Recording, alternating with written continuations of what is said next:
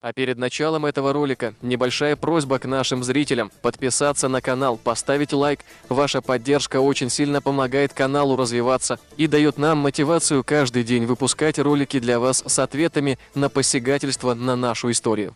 Данный видеоролик не преследует цели задеть или оскорбить чьи-либо чувства. Ролик был создан исключительно в образовательных и познавательных целях. Берегите себя.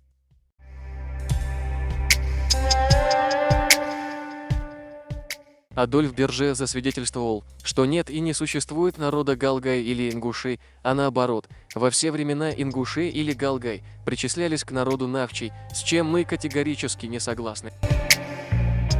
Вкратце расскажем вам, кто такой Адольф Берже.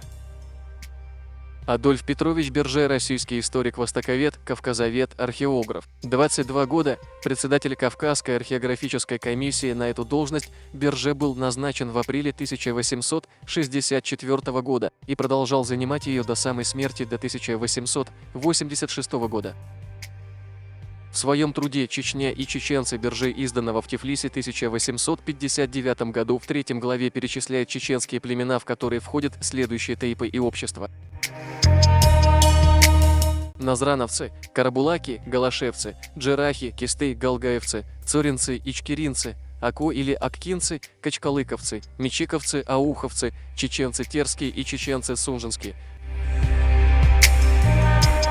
Вот исчисление всех племен, на которые принято делить чеченцев. В строгом же смысле деления это не имеет основания. Самим чеченцам оно совершенно неизвестно. Они сами себя называют навчи, то есть народ. И это относится до всего народа, говорящего на чеченском языке, его наречиях. Упомянутые же названия им были даны или от аулов, как Цори, Галгай, Шатой, и другие, или от рек и гор, как мечиковцы и кичкалыки.